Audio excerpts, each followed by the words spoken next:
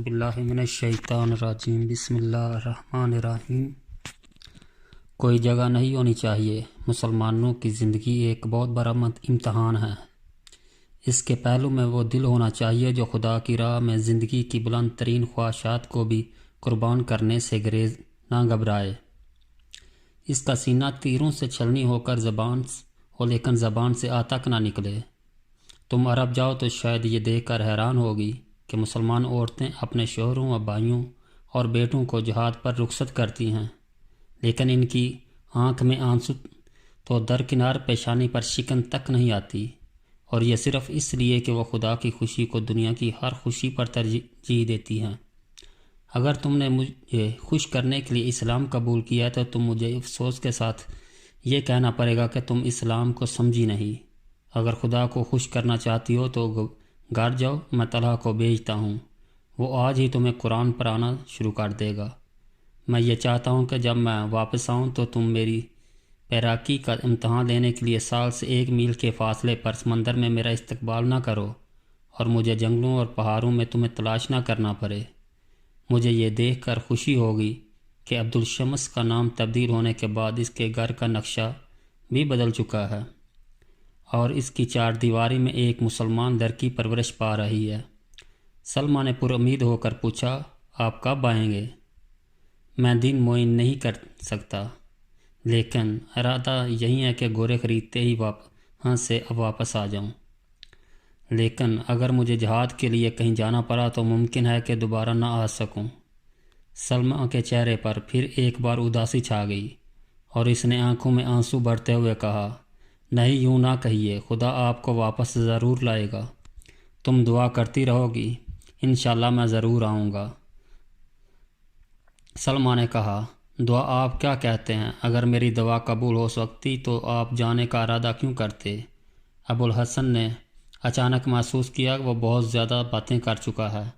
اس نے لہجہ کو ذرا ترش بناتے ہوئے کہا، سلمہ جاؤ، اگر عرب کی تمام عورتیں تمہارے جیسی نیک دعائیں کرتی تو اسلام کی روشنی عرب کی حدود سے باہر نہ نکلتی۔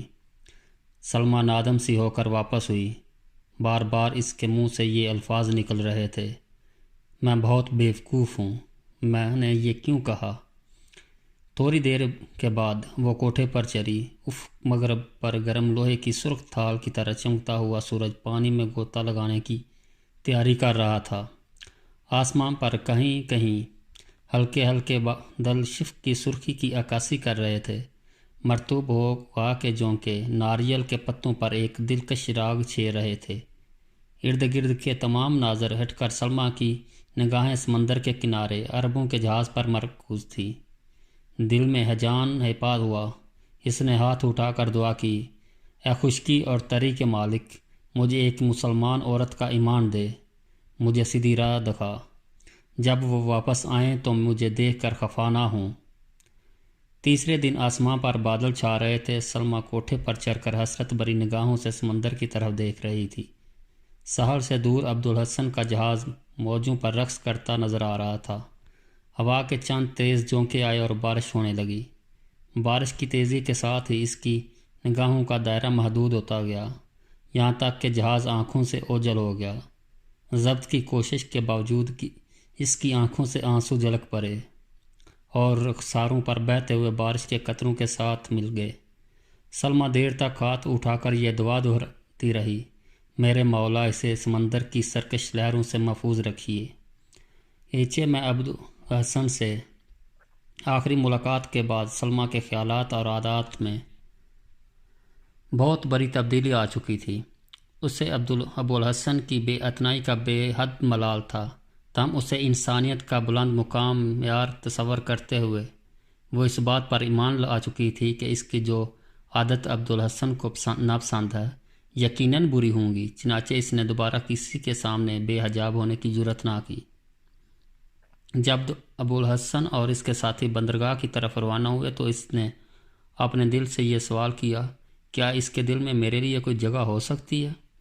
ابوالحسن کی باتیں یاد آتی تو اس کے دل میں کبھی تاریکیاں مسلط ہو جاتی اور کبھی امید کے چراغ چمک اٹھتے۔ عبداللہ کی آواز سن کر وہ نیچے اتری۔ برے باپ نے سوال کیا، سلمیٰ تم بارش میں اوپر کیا کر رہی تھی؟ کچھ نہیں ابا جی، میں سلمیٰ کو ہی بہانہ نام کرنا چاہتی تھی، لیکن اسے ابوالحسن کی نصیحت یاد آ گئی اور وہ بولی میں ان کا جہاز دیکھ رہی تھی۔ عبداللہ نے کہا وہ تو دیر ہو چکی، جاؤ تم کپڑے بدل لاؤ، طلحہ ابھی آ جائے گا، ہم اس سے قرآن مجید پڑھیں گے۔ سلمیٰ نے پوچھا آپ انہیں کہاں چھوڑ آئے؟ وہ راستے میں زید کے گھر ٹھہر گیا تھا، ابھی آ جائے گا۔ چند دنوں میں طلحہ کی تعلیم کا نتیجہ یہ ہوا کہ سلمیٰ اپنی ہر بات میں ابوالحسن کی خوشی کو مقدم سمجھنے کی بجائے خدا کی رضا کو مقدم سمجھنے لگی۔ تاہم ہر نماز کے بعد اس کی سب سے پہلی دعا ابوالحسن کے لیے ہوتی۔ 6 مہینے گزر گئے، ابوالحسن کی کوئی خبر نہ آئی۔ سلمیٰ کی اداسی بے چینی میں تبدیل ہونے لگی۔ وہ صبح شام مکان کی چھت پر چڑھ کر سمندر کی طرف دیکھتی۔ بندرگاہ کی طرف آنے والا ہر جہاز اسے دور سے ابوالحسن کی آمد کا پیغام دیتا۔ وہ اپنے خادم کو دن میں کئی بار بندرگاہ کی طرف بھیجتی۔ جب وہ مایوس نگاہوں کے ساتھ واپس آتا تو وہ بے قراری سی ہو کر پوچھتی تم نے اچھی طرح دیکھا؟ ممکن ہے ان میں کوئی عرب بھی ہو؟ خادم جواب دیتا وہ فلاں جگہ سے آیا ہے، میں پوری طرح چھان بین کر کے آیا ہوں، ان میں ایک بھی عرب نہ تھا۔ وہ امید وہم کے سمندر میں غوطے کھانے والے انسان کی طرح تنکوں کا سہارا لیتی اور کہتی تم نے ملاحوں سے پوچھا ہوتا، ممکن ہے انہوں نے راستے میں کسی بندرگاہ پر عربوں کا جہاز دیکھا ہو یا ان کے متعلق سنا ہو۔ خادم پھر بھاگتا ہوا بندرگاہ جاتا۔ سلمیٰ کی امنگیں پرانی امیدوں کے کھنڈروں میں پر نئی امیدوں کا محل کھڑا کر لیتی۔ برے نوکر کا افسردہ اور ملول چہرہ پھر وہی حوصلہ شکن خبر دیتا اور سلمیٰ کی امیدوں کا محل درام سے نیچے گر رہتا۔ ہر صبح وہ اپنے دل میں امید کے چراغ روشن کرتی، جب سورج سمندر کی لہروں میں چھپ جاتا تو یہ چراغ بھی بجھ جاتے۔ اس کے دل کی دھڑکنیں آہوں اور آنسوں میں تبدیل ہو جاتی۔ مدت تک طلحہ یا اپنے احباب میں سے کسی پر اس نے اپنے دل کا حال ظاہر نہ ہونے دیا، لیکن ایک شام سلمیٰ کی طرز عمل نے ان دونوں کو شبہ میں ڈال دیا۔ باہر موسلادھار بارش ہو رہی تھی۔ طلحہ اور عبداللہ برآمدے میں بیٹھے باتیں کر رہے تھے۔ سلمیٰ ایک کمرے کے دریچے کے سامنے بارش کا منظر دیکھ رہی تھی۔ باتوں باتوں میں ابوالحسن کا ذکر آ گیا۔ عبداللہ نے کہا خدا جانے وہ اب تک کیوں نہیں آئے، 8 مہینے ہو گئے۔ طلحہ نے کہا اگر خدا نے اسے سمندر کے حوادث سے محفوظ رکھا ہو تو اتنی دیر تک اس کے واپس نہ آنے کی وجہ یہی ہے کہ وہ کہیں جہاد پر چلا گیا ہے۔ عبداللہ نے کہا آج مجھے دلیپ سنگھ نے بتایا ہے کہ یہاں سے کوئی 30 میل کے فاصلے پر مال بار ایک جہاز غرق ہو چکا ہے، صرف ایک کشتی 5 آدمیوں کو لے کر یہاں پہنچی ہے۔ طلحہ نے پوچھا اس پر کتنے آدمی تھے؟ شاید 20 تھے۔ جہاز بہت بڑا تھا اور اس پر تجارت کا بہت سامان تھا۔ جہاز کیسے غرق ہوا؟ ملا منظر کو قریب دیکھ کر بے پرواہ ہو گئے اور جہاز ایک چٹان سے ٹکرا کر پاش ہو گیا۔ سلمیٰ پاس کے کمرے میں بیٹھی ہوئی اپنے خیالات میں محو تھی۔ اس نے فقط آخری کا سنا اور ایک ثانیہ کے لیے اس کی رگوں میں خون کا ہر قطرہ منجمد ہو کر رہ گیا۔ برآمدے سے پھر عبداللہ کی آواز آئی یہ چٹانیں بہت خطرناک ہیں، ہر سال ان کی وجہ سے کوئی نہ کوئی جہاز غرق ہو جاتا ہے۔ یہاں کے باشندوں کا خیال یہ ہے کہ چٹانیں سمندر کے دیوتا کے مندر ہیں۔ یہ سنتے ہی سلمیٰ کے رگوں میں ایک غیر معمولی اور تاش پیدا ہوا۔ وہ اٹھی اور اپنے کمرے سے نکل کر باپ کے سامنے آ کھڑی ہوئی۔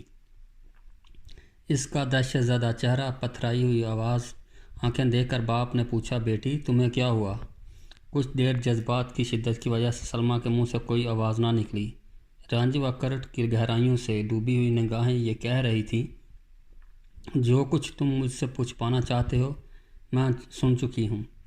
طلحہ نے حیران ہو کر پوچھا کیا بیٹی کیا بات ہے؟ سلمیٰ کے بھمتے ہوئے ہونٹ، کپکاتی ہوئی پتھرائی ہوئی آنکھوں پر آنسوؤں کے بدیق پروے چھا گئے۔ اس نے کہا بتائیے کب ڈوبا اور ان کا جہاز آپ کو اس نے بتایا؟ اور وہ آپ خاموش کیوں ہیں؟ خدا کے لیے کچھ کہیے، میں برسی ہوئی بری خبر سننے کے لیے تیار ہوں۔ ہچکیوں اور آہوں کی شدت اس کی آواز کی سلسل کو توڑ رہی تھی۔ عبداللہ نے پریشان سا ہو کر جواب دیا، بیٹی ہم مال بھر ایک جہاز کا ذکر کر رہے تھے، آج دلیپ نے مجھے بتایا تھا۔ لیکن سلمہ نے باپ کا خواب پورا نہ ہونے دیا۔ نہیں، آپ مجھ سے چھپانا چاہتے ہیں، مجھے جھوٹی تسلیاں نہ دے۔ یہ کہہ کر سلمہ ہچکیاں لیتی ہوئی دوسرے کمرے میں چلی گئی۔ برا باپ کچھ سمجھ یا کچھ نہ سمجھا، وہ طلحہ کی طرف معذرت طلب نگاہوں سے دیکھتا ہوا اٹھا اور سلمہ کے کمرے میں چلا گیا۔ سلمہ منہ کے بستر پر لیٹی ہچکیاں لے رہی تھی۔ برے باپ کا دل بھر آیا اور اس نے قریب بیٹھ کر سر پر ہاتھ پھیرتے ہوئے کہا، بیٹی کیا ہو گیا ہے؟ سلمہ اٹھ کر بیٹھ گئی، آنسو پوچھتے اور ہچکیاں کرتے ہوئے جواب دیا، کچھ نہیں ابا جان، مجھے معاف کیجیے، آئندہ آپ مجھے کبھی روتا نہیں دیکھیں گے۔ لیکن رونے کی کوئی وجہ بھی تو تھی، وہ ایسی خبریں تو ہم روز سننا کرتے ہیں، آخر مال ایک جہاز غرق ہو جانے کی خبریں میں کیا خصوصیت تھی؟ سلمہ نے غور سے اپنے باپ کے چہرے کی طرف دیکھا اور قدرے مطمئن ہو کر بولی، آپ سچ کہتے ہیں؟ عبداللہ نے برہم ہو کر کہا، آخر مجھے جھوٹ کہنے کی کیا ضرورت تھی؟ آج تک تم نے میری کسی بات پر شک نہیں کیا، اگر مجھ پر یقین نہیں آتا تو طلحہ سے پوچھ لو۔ سلمہ نے ندامت سے سر جھکا لیا اور کہا، ابا جان میں معذرت چاہتی ہوں، میں سمجھی تھی کہ شاید آپ عربوں کے جہاز کا ذکر کر رہے تھے۔ بیٹی کیا تم یہ سمجھتی ہو کہ خدا نخواستہ اگر میں ان کے جہاز کے متعلق ایسی خبر سنتا تو مجھے تم سے کم صدمہ ہوتا؟ شام کے کھانے کے بعد طلحہ اور عبداللہ کا خادم عشاء کی نماز ادا کر رہے تھے۔ خادمہ برتن صاف کر رہی تھی، اتنی میں کسی نے باہر کے پھاٹک پر دستخط دی۔ سلمہ نے خادمہ سے کہا، شیخ زید اور قیس آئے ہیں، تم نے باہر کا دروازہ بند تو نہیں کیا؟ خادمہ نے جواب دیا، ایسی تلاش میں کون آ سکتا ہے، میں ابھی کوار بند کر کے آئی ہوں۔ اگر انہیں آنا ہوتا تو مغرب کی نماز کے لیے نہ آتے، اور ہاں زید تو بیمار ہے، قیس بیچارہ بوڑھا، اس نے گھر ہی پر نماز پڑھ لی ہوگی۔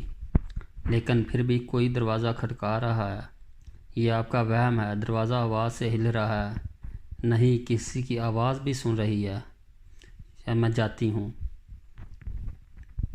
سلمہ کا دل دھڑک رہا تھا، تاریکی میں ایک قدرے آگے دیکھنا محال تھا۔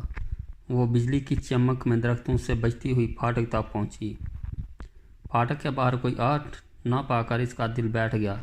وہ مایوس ہو کر واپس ہونے کو تھی کہ کسی نے دروازے کو سے دھکا دیتے ہوئے آواز دی، کوئی ہے؟